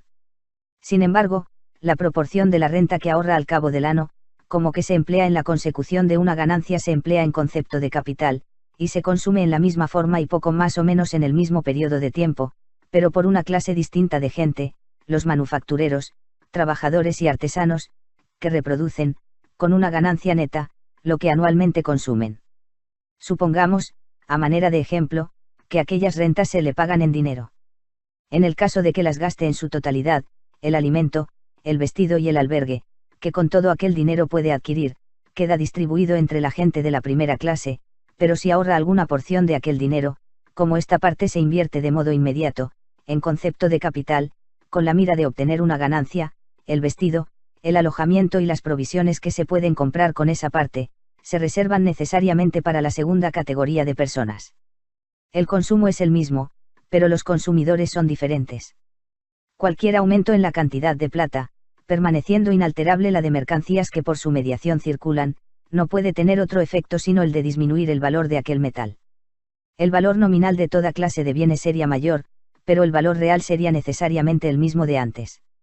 Se cambiarían por un mayor número de monedas de plata, pero la cantidad de trabajo de que podrían disponer, así como el número de gentes que podrían mantener y emplear, sería precisamente el mismo.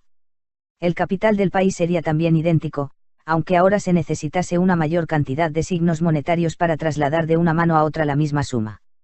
Los folios de una escritura o el alegato de un abogado verboso crecerían en extensión, pero la cosa materia de la obligación sería la misma que antes y produciría idénticos efectos. Permaneciendo inalterados los fondos destinados al mantenimiento de trabajo productivo, igual ocurriría con la demanda de ese trabajo. El precio real del salario sería el mismo, aunque aumentase el precio nominal. Los obreros recibirían un mayor número de signos monetarios, pero con ellos no podrían comprar una mayor cantidad de bienes. Los beneficios del capital serían los mismos, tanto en el aspecto nominal como en el real. Los salarios del trabajo se computan regularmente por la cantidad de plata que se paga al trabajador, y cuando ésta aumenta, se dice que aumentan también aquellos, aunque no sean realmente mayores. Ahora bien, las ganancias del capital no se miden por la cantidad de signos monetarios con que se pagan dichos beneficios, sino por la proporción que guardan con el capital empleado. Pero no habiéndose alterado el capital total de la nación, la competencia entre los diferentes capitales individuales, que componen aquella masa, será la misma que antes. Libro tercero. Capítulo I. Del progreso natural de la opulencia. La actividad comercial más eminente de toda sociedad civilizada es la que tiene lugar entre los habitantes de las ciudades y los del campo. Consiste en el cambio de los productos primarios por los manufacturados, bien sea utilizando el instrumento de la moneda, o cierta especie de papel que hace sus veces. El campo surte a la ciudad con todo género de provisiones y primeras materias para las manufacturas. La ciudad, a su vez, paga este surtido devolviendo parte de aquellas mismas producciones, ya manufacturadas, a los habitantes del campo. La ciudad, donde no existe ni puede existir reproducción de especies, puede decirse que gana en el campo toda su riqueza y subsistencia, pero no por esto habremos de imaginar que la ganancia de la ciudad representa precisamente una pérdida para el campo, porque la ganancia de ambas partes es recíproca, y la división del trabajo también es, en este caso, como en los demás, ventajosa a cuantas se emplean en las varias ocupaciones en que se encuentra subdividido. Los habitantes del campo compran en la ciudad más cantidad de géneros manufacturados con el producto de mucho menor cantidad de trabajo propio, que la que necesitarían emplear si preparasen por sí mismos aquellas manufacturas. La ciudad proporciona a los cultivadores de las tierras un mercado muy cómodo para el producto excedente del campo, o para lo que resta después de atender a su consumo, y es en la ciudad donde estos campesinos cambian sus producciones por otras cosas que necesitan. Cuanto mayor es el número y los ingresos de los habitantes de las ciudades, más extenso es el mercado que se ofrece a quienes viven en distritos rurales, y cuanto más extensiva sea este mercado, mayor será el número de los que participan de sus ventajas. Así como, por naturaleza, el sustento es primero que las comodidades y el lujo, así la actividad económica que proporciona satisfacción al primero habrá de ser necesariamente preferida a la que surte el segundo. El cultivo y mejora de las tierras que producen el sustento no puede menos de preceder a los progresos de la ciudad, que es la que suministra los medios para las comodidades y el lujo. El producto excedente del campo, o sea lo que resta después de haber atendido a las necesidades de quienes lo cultivan, constituye la subsistencia de la ciudad, de tal forma que ésta no puede progresar sino con el aumento de dicho excedente de las zonas rurales. Son las naturales inclinaciones del hombre las que promueven, en cada país particular, aquel orden de cosas que las necesidades humanas imponen en general a todo el mundo, aunque no específicamente en cada país. A igualdad de beneficios, o a falta de grandes diferencias entre ellos, la mayor parte de los hombres hubieran preferido emplear sus capitales en el cultivo y mejora de los campos, en lugar de destinarlos a las manufacturas o al comercio exterior. Quien emplea su capital en trabajar la tierra lo tiene más a su alcance y bajo su control, por lo que su fortuna se halla mucho menos expuesta a las adversidades que afligen al comerciante, quien se ve obligado la mayor parte de las veces a fiarla no solo a los vientos y a las olas, sino a otros elementos más azarosos, tales como la imprudencia y la injusticia de algunos hombres, concediendo a veces créditos liberales a personas situadas en lugares distantes y cuyo carácter y situación nunca pueden ser enteramente conocidos del interesado. Cuando se piensa emplear un capital, en igualdad de posibilidades de ganancia, las manufacturas son naturalmente preferidas al comercio exterior, por la misma razón que la agricultura se prefiere a las manufacturas.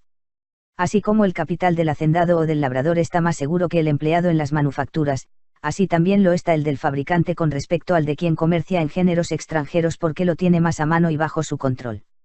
Siguiendo, pues, el curso natural de las cosas, la mayor parte del capital de toda sociedad adelantada se invierte, primero, en la agricultura, después en las manufacturas y, por último, en el comercio exterior. Este orden de cosas es tan regular que no creemos exista sociedad alguna poseedora de un cierto territorio en que no se haya manifestado en cierto grado. Siempre se ha visto que fueron cultivadas partes de sus tierras antes de que se establecieran ciudades importantes, así como se han establecido algunas manufacturas e industrias, aunque rudimentarias, antes de haber podido pensar de una manera prudente en emprender actividades de comercio exterior. Libro IV. Introducción.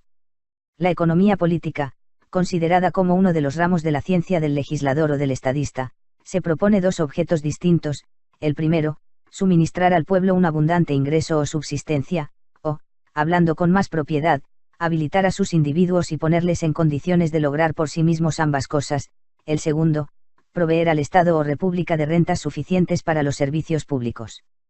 Procura realizar, pues, ambos fines, o sea enriquecer al soberano y al pueblo. Los diferentes progresos que en punto a opulencia se han hecho durante varios siglos y en distintas naciones dieron origen a dos distintos sistemas de economía política, dirigidos a enriquecer los pueblos. El uno, puede llamarse sistema mercantil, el otro, sistema agrícola. Procuraremos explicar ambos con la claridad y distinción que nos sea posible, comenzando por el sistema mercantil. Capítulo I. Del principio del sistema mercantil. Que la riqueza consiste en dinero, o en oro y plata, es una idea popular, derivada de las dos distintas funciones del dinero, como instrumento de comercio y como medida de valor. En virtud de la primera de esas funciones, podemos adquirir con el dinero cuanto necesitamos, con más facilidad que por mediación de cualquier otra mercancía. El gran negocio de siempre consiste en ganar dinero. Una vez conseguido cesan las dificultades para emprender otras adquisiciones sucesivas. Como consecuencia de la segunda de esas funciones, que consiste en ser medida de valor, estimamos todas las demás cosas por la cantidad de dinero que podemos conseguir a cambio de ellas. Solemos decir de un hombre rico que vale mucho dinero, y de un hombre pobre que vale poco. De uno ahorrador, o que desea enriquecerse, se acostumbra decir que es muy amante del dinero, y de otro que sea generoso o gastador, que lo mira con indiferencia. Enriquecerse consiste en adquirir dinero, la riqueza y el dinero se tienen, en el lenguaje vulgar, como términos sinónimos. Un país se supone que es generalmente rico, de la misma manera que una persona, cuando abunda en dinero, y el atesorar oro y plata se considera el camino más corto y seguro de enriquecerse. Poco tiempo después del descubrimiento de América, la primera pregunta que solían hacer los españoles, cuando llegaban a costas desconocidas, era si había o no oro o plata en los lugares cercanos. Por los informes de esta clase que tomaban juzgaban después si sería o no conveniente fundar establecimientos en los países que se creían dignos de conquista. Imbuidas por esas máximas vulgares, todas las naciones de Europa se dedicaron a estudiar, aunque no siempre con éxito, las diversas maneras posibles de acumular oro y plata en sus respectivos países. España y Portugal, propietarias de las principales minas que surten a Europa de aquellos metales, han prohibido su exportación bajo las penas más severas, o bien han sometido la saca a impuestos muy fuertes. El comercio interior, que es el más importante de todos, el tráfico en que un capital de la misma cuantía produce el mayor ingreso y crea la ocupación más amplia, se consideraba como subsidiario tan solo del comercio extranjero. Se aseguraba que ni traía ni quitaba dinero al país. Por ende, la nación no podía ser por su causa ni más rica ni más pobre, a no ser porque su prosperidad o decadencia podía influir en la situación del comercio extranjero. En el supuesto, pues, de que se establezcan como ciertos los dos principios, que la riqueza consiste en el oro y la plata, y que estos metales pueden introducirse en los países desprovistos de minas por el único medio de la balanza de comercio, o extrayendo mayor valor del que se introduce, el gran objetivo de la economía política habrá de ser disminuir todo lo posible la importación de géneros extranjeros para el consumo doméstico y aumentar, en lo posible, la exportación del producto de la industria nacional. Los dos grandes arbitrios para enriquecer un país no podían ser otros que las restricciones a la importación y el fomento de las exportaciones. Las restricciones sobre la introducción de mercancías extranjeras en un país son de dos especies.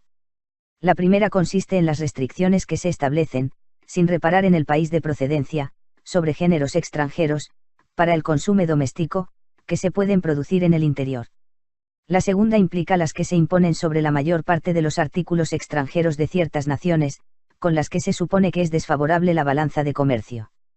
Todas estas restricciones unas veces consisten en derechos elevados sobre la importación, y otras veces en prohibiciones absolutas.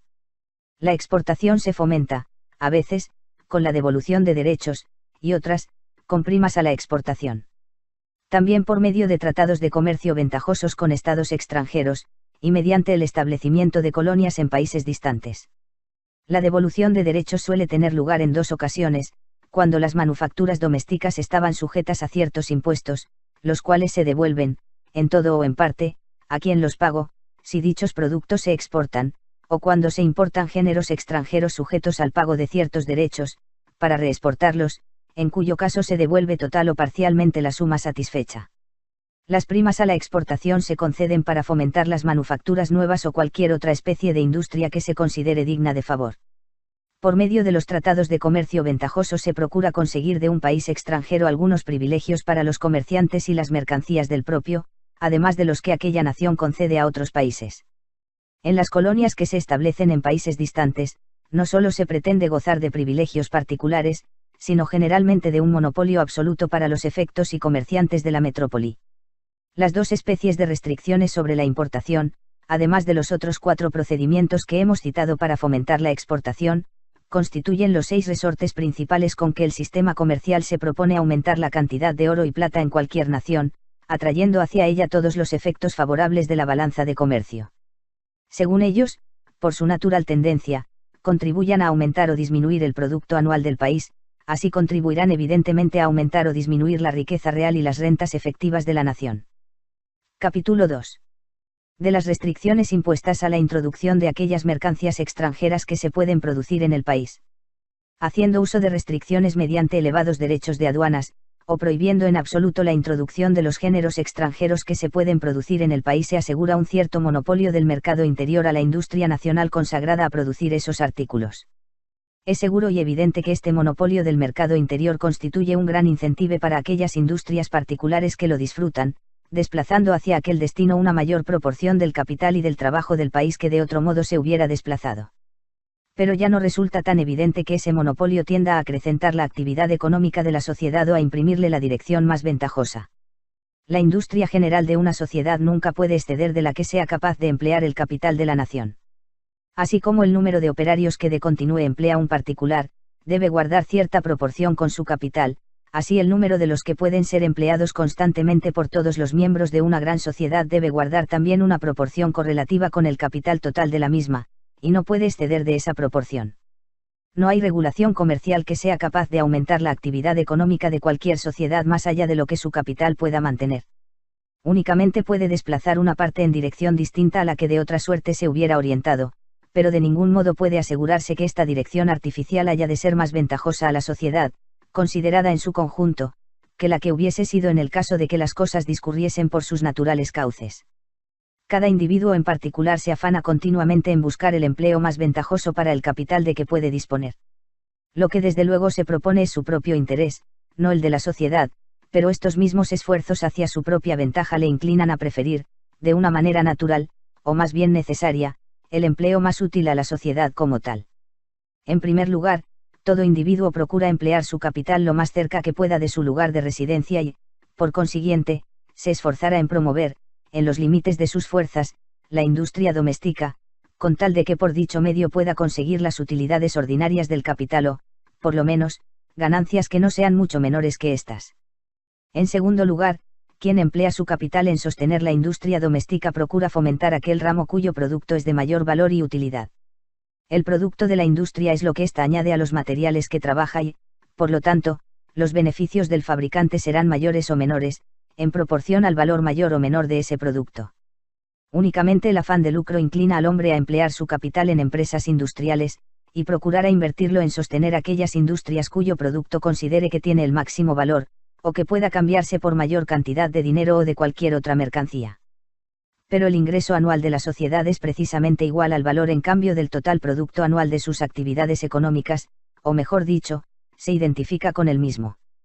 Ahora bien, como cualquier individuo pone todo su empeño en emplear su capital en sostener la industria doméstica, y dirigirla a la consecución del producto que rinde más valor, resulta que cada uno de ellos colabora de una manera necesaria en la obtención del ingreso anual máximo para la sociedad. Ninguno se propone, por lo general, promover el interés público, ni sabe hasta qué punto lo promueve. Cuando prefiere la actividad económica de su país a la extranjera, únicamente considera su seguridad, y cuando dirige la primera de tal forma que su producto represente el mayor valor posible, solo piensa en su ganancia propia, pero en este como en otros muchos casos, es conducido por una mano invisible a promover un fin que no entraba en sus intenciones. Mas no implica mal alguno para la sociedad que tal fin no entre a formar parte de sus propósitos, pues al perseguir su propio interés, promueve el de la sociedad de una manera más efectiva que si esto entrara en sus designios. No son muchas las cosas buenas que vemos ejecutadas por aquellos que presumen de servir solo el interés público. Pero esta es una afectación que no es muy común entre comerciantes, y bastan muy pocas palabras para disuadirlos de esa actitud. Cual sea la especie de actividad doméstica en que pueda invertir su capital, y cuyo producto sea probablemente de más valor, es un asunto que juzgará mejor el individuo interesado en cada caso particular, que no el legislador o el hombre de Estado. El gobernante que intentase dirigir a los particulares respecto de la forma de emplear sus respectivos capitales, tomaría a su cargo una empresa imposible, y se arrogaría una autoridad que no puede confiarse prudentemente ni a una sola persona, ni a un senado o consejo, y nunca sería más peligroso ese empeño que en manos de una persona lo suficientemente presuntuosa e insensata como para considerarse capaz de realizar tal cometido. Lo que es prudencia en el gobierno de una familia particular, raras veces deja de serlo en la conducta de un gran reino. Cuando un país extranjero nos puede ofrecer una mercancía en condiciones más baratas que nosotros podemos hacerla, será mejor comprarla que producirla, dando por ella parte del producto de nuestra propia actividad económica, y dejando a ésta emplearse en aquellos ramos en que saque ventaja al extranjero. Como la industria de un país guarda siempre proporción con el capital que la emplea, no por eso quedar disminuida, ni tampoco las conveniencias de los artesanos, a que nos referíamos antes, pues buscara por ese misma el empleo más ventajoso. Pero no se emplea con la mayor ventaja si se destina a fabricar un objeto que se puede comprar más barato que si se produjese, pues disminuiría seguramente, en mayor o menor proporción, el producto anual, cuando por aquel camino se desplaza desde la producción de mercaderías de más valor hacia otras de menor importancia. De acuerdo con nuestro supuesto, esas mercancías se podrían comprar más baratas en el mercado extranjero que si se fabricasen en el propio. Se podrían adquirir solamente con una parte de otras mercaderías, o en otros términos, con solo una parte del precio de aquellos artículos que podría haber producido en el país con igual capital la actividad económica empleada en su elaboración, si se la hubiera abandonado a su natural impulse. En consecuencia, se separa la industria del país de un empleo más ventajoso y se aplica al que lo es menos, y en lugar de aumentarse el producto permutable de su producto anual, como sería la intención del legislador, no puede menos de disminuir considerablemente. Son a veces tan grandes las ventajas que un país tiene sobre otro en ciertas producciones, que todo el mundo reconoce cuán vano resulta luchar contra ellas. En Escocia podrían plantarse muchas viñas y obtenerse muy buenos vinos por medio de invernaderos, mantillo y vidrieras, pero saldrían 30 veces más caros que los de la misma calidad procedentes de otro país. Sería razonable prohibir la introducción de vinos extranjeros solo con el fin de fomentar la producción de clarete o borgoña en suelo escocés.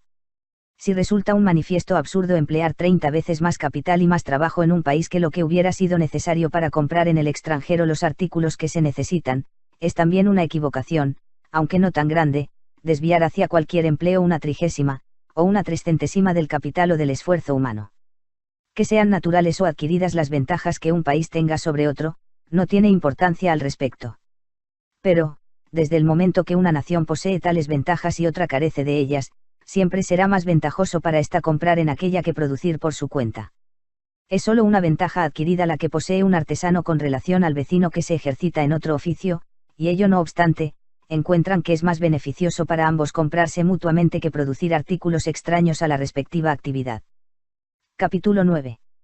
De los sistemas agrícolas, o sea de aquellos sistemas de economía política que consideran el producto de la tierra como la única o la principal fuente de renta o de riqueza del país. Los sistemas agrícolas de economía política no necesitan una explicación tan prolija como la que hemos dedicado al sistema mercantil o comercial. Desconocemos si existe alguna nación que haya adoptado un sistema que considere el producto de la tierra como el único origen y fuente exclusiva de toda la renta o riqueza del país, antes bien, creemos que ello existe pura y simplemente en las especulaciones de unos pocos franceses de gran ingenio y doctrina. Sin embargo, aun cuando no estimemos dignos de extenso y escrupuloso examen los errores de un sistema que poco o ningún daño ocasionara en parte alguna del mundo, procuraremos exponer, con la mayor precisión y claridad posibles, la base y contenido del mismo. Reza un proverbio que para enderezar una vara que se tuerce demasiado hacia un lado, es necesario torcerla otro tanto hacia el otro. Los filósofos franceses que han puesto el sistema agrícola como la única fuente de renta y de riqueza de la nación, adoptaron al parecer esa máxima. Las diversas categorías de personas que aparentemente han contribuido siempre en una forma o en otra a la producción anual de la tierra y del trabajo del campo se dividen por aquellos filósofos en tres clases: la primera está constituida por los propietarios de la tierra, la segunda, por los cultivadores, los colonos y los trabajadores del agro, a quienes honran con el epíteto peculiar de clase productora, la tercera, por los artesanos, fabricantes o comerciantes, a quienes pretenden humillar con el calificativo denigrante de clase estéril o improductiva. La clase de los propietarios contribuye a la producción anual con los gastos que suele hacer en diferentes ocasiones para mejorar las tierras, construir edificios, desaguaderos, cercas y otras obras útiles, haciéndolos de nuevo o manteniéndolos en perfecto estado, y por cuyo medio pueden los cultivadores, con el mismo capital, recoger mayor cantidad de frutos, pagando aún mayor renta a su señor. Los cultivadores o colonos contribuyen a la producción anual mediante aquellos desembolsos que, Con arreglo al vocabulario de este sistema, se llaman gastos primarios y anuales, y se aplican al cultivo de la tierra. Los gastos denominados primarios comprenden los efectuados en instrumentos de labranza, en ganado y simiente, y en el mantenimiento de la familia del colono, así como de los criados y de los animales, por lo menos durante aquel espacio de tiempo o parte del primer año de arrendamiento, en que todavía no se ha recibido la recompensa de los frutos. Los gastos anuales se hallan representados por las inversiones en simientes, conservación y amortización de los aperos, y mantenimiento anual de los criados y animales de trabajo, sin olvidar la familia del colono, en el supuesto de que parte de ella se dedique a la labranza. Los gastos territoriales del propietario, conjuntamente con los gastos iniciales y los anuales del colono, son las únicas tres clases de gastos que se consideran productivos en este sistema. Todos los otros desembolsos y todas las demás clases de personas, incluso aquellas que, según opinión común, se tienen por las más útiles, las representa esta doctrina como absolutamente improductivas y estériles. Los artesanos y los manufactureros, o sea aquellas personas cuya industria, según la acepción común de las gentes, contribuye a aumentar en alto grado el valor de las producciones primarias de la tierra, se representan en este sistema como si fueran yermas e infecundas. Su trabajo, según se dice, reintegra tan solo el capital invertido, con los beneficios ordinarios. Este capital consistente en los materiales, herramientas y salarios anticipados por los patronos, y es el fondo destinado a proporcionarles ocupación y sustento. El capital empleado en el comercio es también improductivo y estéril, lo mismo que el empleado en la manufactura. Reproduce su propio valor, sin añadir otro nuevo. Sus beneficios no representan otra cosa sino el reembolso de la manutención que la persona que lo emplea se adelanta a sí misma, durante el tiempo de la inversión, o hasta que recibe su recompensa. Constituyen solo el reembolso de una parte de los gastos que se precisan para emplearlo. El trabajo de los artesanos y de los manufactureros no añade absolutamente nada al valor del producto anual íntegro de la producción primaria de la tierra, aunque en verdad incrementa grandemente el valor de alguna de las partes de ese producto primario. Pero el consumo que realiza simultáneamente de otras partes de ese mismo producto es precisamente igual al valor que incorpora, de tal suerte que el valor del monto total no se ve en ningún momento incrementado. El error capital de este sistema consiste principalmente en representar a los artesanos, fabricantes y mercaderes como una clase de gentes improductivas e infecundas. Intentaremos demostrar lo improcedente de ese criterio mediante las observaciones siguientes. En primer lugar, se admite que esa pretendida clase ociosa reproduce anualmente el valor del propio consumo anual, conservando el fondo capital que la mantiene y emplea. Pero basta este solo motive para considerar que se le aplica con mucha impropiedad la denominación de clase improductiva y estéril. No podríamos decir que un matrimonio es estéril e improductivo porque no produce más que un hijo y una hija, para reemplazar al padre y a la madre, no aumentando por consiguiente, las cifras de la especie humana, a pesar de que contribuye a conservarla. Ciertamente que los labradores y trabajadores del campo, además de reemplazar el fondo que les mantiene y emplea, reproducen anualmente cierto producto neto, que es renta del señor del predio. Pero así como un matrimonio que procrea 3 hijos es ciertamente más productivo que el que solo da 2, así el trabajo del labrador es sin duda más productivo que el de los mercaderes, artesanos y fabricantes, sin que este superior producto de una clase signifique que la otra sea estéril e infecunda. En segundo lugar, y por esa misma razón, resulta impropio comparar al artesano y al comerciante con los criados domésticos. El trabajo de estos últimos no preserva la existencia del fondo que los mantiene y emplea. Su sustento y su servicio quedan totalmente a expensas de sus amos, y la obra que realizan no es capaz de resarcir aquel gasto. Consiste simplemente en unos servicios que perecen generalmente en el instante mismo en que se efectúan, sin realizarse ni concretarse en una cosa susceptible de venta que reponga el valor de sus salarios y mantenimientos. El trabajo del artesano y el del mercader, por el contrario, se realiza y concreta naturalmente en una mercancía vendible, y esta es la razón de que nosotros incluyamos los artesanos fabricantes y comerciantes entre los trabajadores productivos, y los criados domésticos entre los improductivos y estériles, en el capítulo en que se trata del trabajo productivo y del improductivo. En tercer lugar, siempre será inoportuno decir que el trabajo de los artesanos, fabricantes y mercaderes no aumenta el ingreso real de la sociedad. Aunque supongamos, admitiendo los supuestos del sistema, que el valor de lo que esta clase consume diaria, semanal y anualmente, es exactamente igual a su producción anual, mensual o diaria, no se infiere de aquí que su trabajo no añade nada a la renta real, al valor efectivo del producto anual de la tierra y del trabajo de la sociedad. En cuarto lugar, los colonos y los trabajadores agrícolas son tan incapaces de aumentar la renta real, el producto anual de la tierra y del trabajo de la sociedad, si no proceden con sobriedad, como los artesanos, fabricantes y mercaderes. El producto anual de la tierra y del trabajo de la nación solo puede aumentarse por dos procedimientos, o con algún adelanto en las facultades productivas del trabajo útil, que dentro de ella se mantiene, o por algún aumento en la cantidad de ese trabajo. En quinto y último lugar, aunque supongamos, como parece hacerlo el referido sistema, que las rentas de los habitantes de un país consisten enteramente en la cantidad de subsistencia y de alimentos que su actividad les proporcione, siempre resultará que la renta de una nación comerciante y manufacturera, en igualdad de circunstancias, tiene que ser mucho mayor que la de un país sin comercio ni manufacturas. Mediante el ejercicio de estas últimas actividades, un país puede importar anualmente una cantidad mayor de subsistencias que la que podría proporcionarle el suelo de su país en las condiciones actuales del cultivo.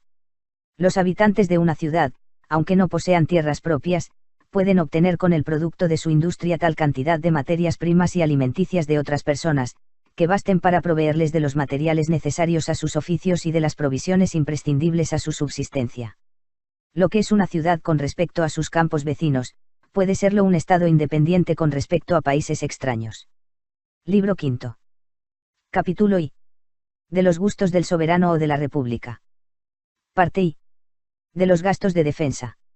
La primera obligación del soberano, que es la de proteger la sociedad contra la violencia y de la invasión de otras sociedades independientes, no puede realizarse por otro medio que el de la fuerza militar. Parte 2. De los gastos de justicia.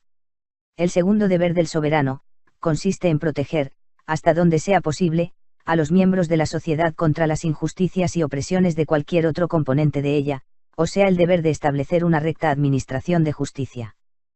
Parte 3. De los gustos de obras públicas e instituciones públicas. La tercera y última obligación del soberano y del Estado es la de establecer y sostener aquellas instituciones y obras públicas que, aun siendo ventajosas en sumo grado a toda la sociedad, son, no obstante, de tal naturaleza que la utilidad nunca podría recompensar su costo a un individuo o a un corto número de ellos, y, por lo mismo, no debe esperarse que éstos se aventuren a fundarlas ni a mantenerlas. Después de las instituciones y obras públicas necesarias para la defensa de la sociedad y de la administración de justicia, que acabamos de mencionar, las principales son aquellas que sirven para facilitar el comercio de la nación y fomentar la instrucción del pueblo. Las instituciones educativas son de dos clases, las destinadas a la educación de la juventud y las que se establecen para instruir a las gentes de todas las edades. Capítulo 2. Sobre las fuentes de donde proceden los ingresos públicos y generales de la sociedad. La renta, que no sólo ha de enjugar los gastos de defensa de la sociedad y sostener la dignidad del principal magistrado, sino todos los demás gastos del gobierno, para los cuales la Constitución del Estado no ha señalado algún ingreso particular, proviene bien sea de un fondo que pertenece al soberano o a la comunidad y es independiente de los ingresos del pueblo, o bien de la renta de la nación. Parte I. De las fuentes de ingresos que pertenecen particularmente al soberano o a la república. Esos fondos o fuentes de ingresos que pertenecen de una manera peculiar al soberano o a la comunidad, pueden consistir en capitales o en tierras. El soberano, como cualquier otro propietario de capital, puede obtener una renta de él, bien empleándolo directamente o prestándolo. En el primer caso, obtiene un beneficio, en el segundo, un interés. Parte 2. De los impuestos. Los ingresos privados de los individuos provienen, como ya tuvimos ocasión de observar en la primera parte de esta investigación, de tres fuentes diferentes: rentas, beneficios y salarios. En consecuencia, todo impuesto se ha de pagar, en última instancia, por alguna de estas fuentes de ingreso, o por todas a la vez. Es necesario dejar establecidas las cuatro máximas siguientes, que comprenden a todos los tributos en general. 1. Los ciudadanos de cualquier estado deben contribuir al sostenimiento del gobierno, en cuanto sea posible, en proporción a sus respectivas aptitudes, es decir, en proporción a los ingresos que disfruten bajo la protección estatal. Los gastos del gobierno, en lo que concierne a los súbditos de una gran nación, vienen a ser como los gastos de administración de una gran hacienda con respecto a sus copropietarios, los cuales, sin excepción, están obligados a contribuir en proporción a sus respectivos intereses. En la observancia o en la omisión de esta máxima consiste lo que se llama igualdad o desigualdad de la imposición. Es necesario tener presente que cualquier impuesto que finalmente se pague por una sola de esas tres fuentes originarias de ingresos sin afectar a las otras dos, es esencialmente desigual. 2. El impuesto que cada individuo está obligado a pagar debe ser cierto y no arbitrario. El tiempo de su cobro, la forma de su pago, la cantidad adeudada, todo debe ser claro y preciso, lo mismo para el contribuyente que para cualquier otra persona. Donde ocurra lo contrario resultará que cualquier persona sujeta a la obligación de contribuir estará más o menos sujeta a la férula del recaudador, quien puede muy bien agravar la situación contributiva en caso de malquerencia, o bien lograr ciertas dádivas, mediante amenazas.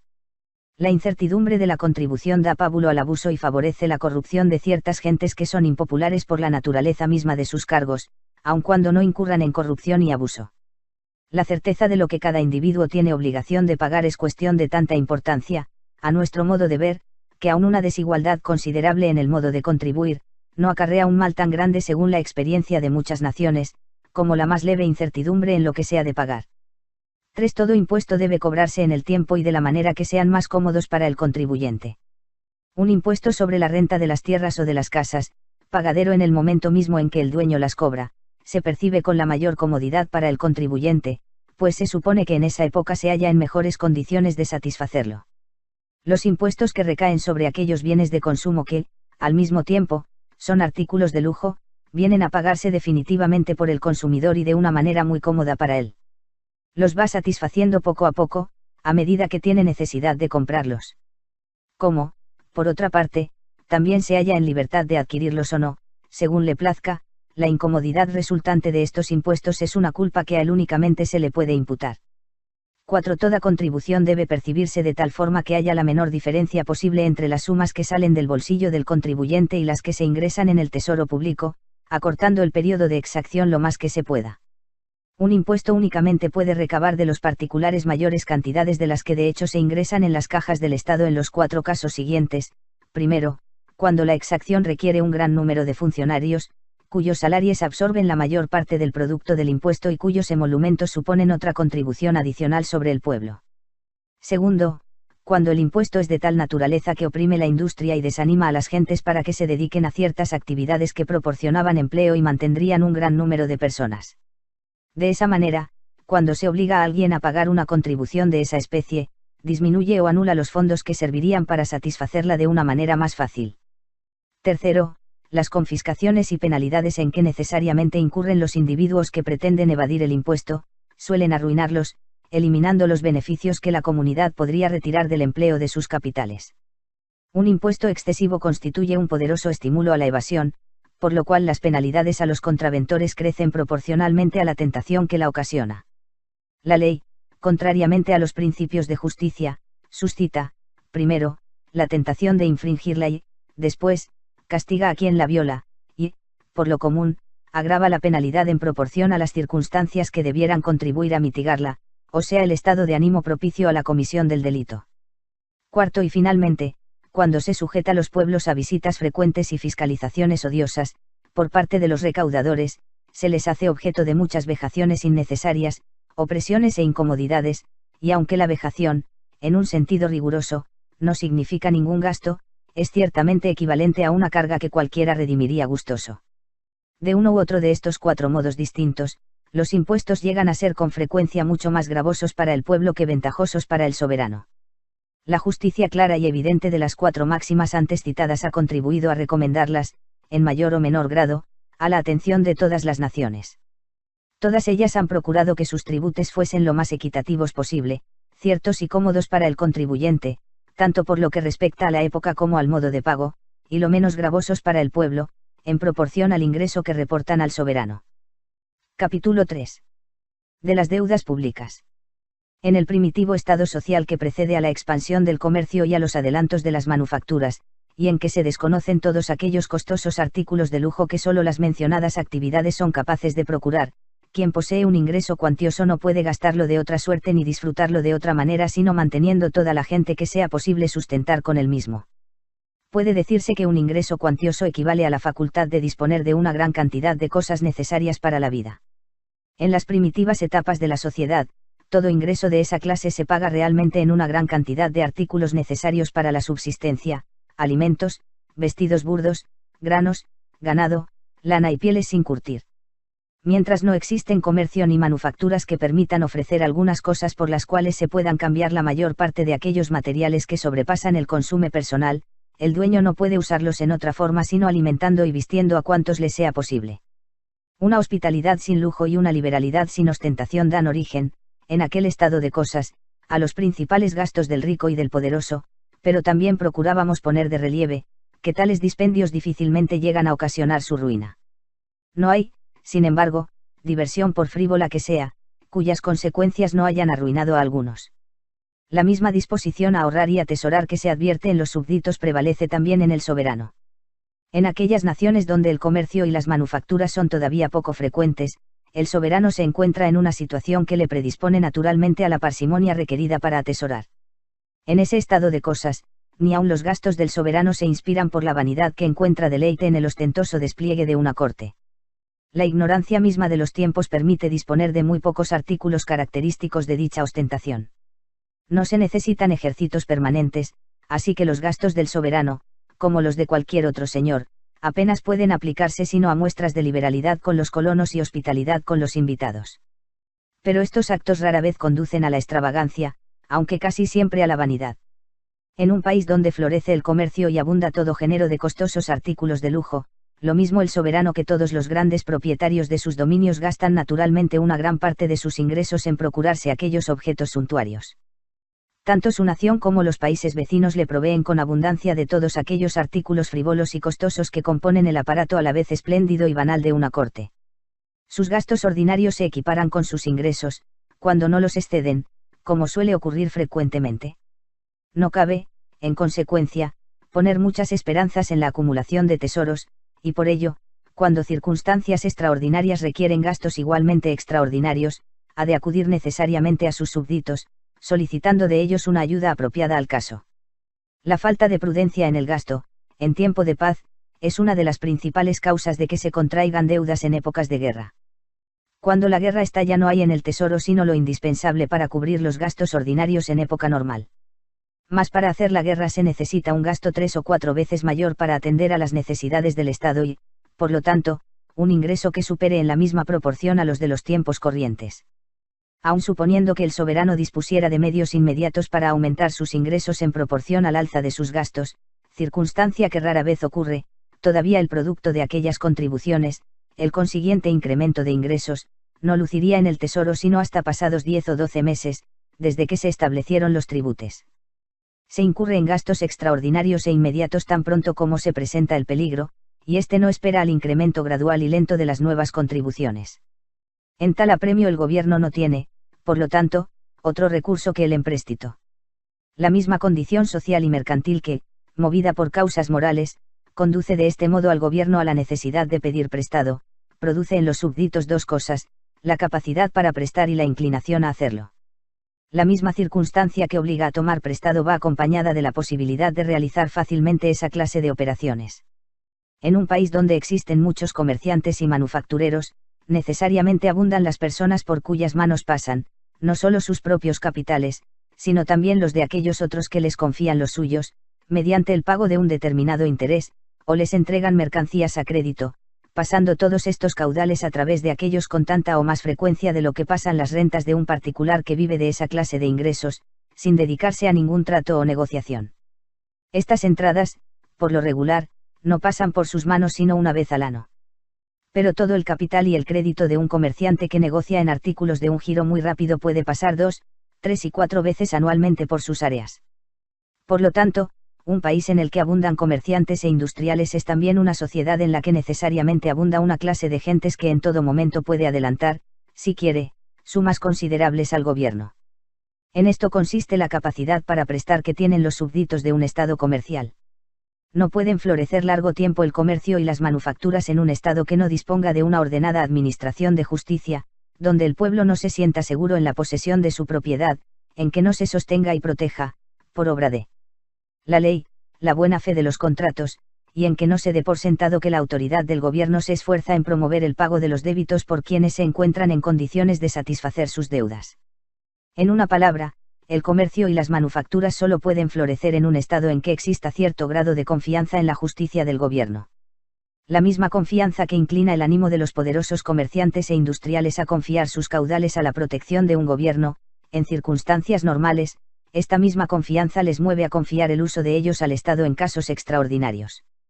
Los empréstitos que hacen al gobierno, de ninguna manera los inhabilita para proseguir ejerciendo su comercio e industria. Por el contrario, generalmente ensancha esas actividades, porque las necesidades del Estado suelen obligar al gobierno a tomar dinero prestado en términos muy ventajosos para el prestamista. De aquí nace la disposición y complacencia en prestar, que se advierte entre los súbditos de un Estado donde florece el comercio.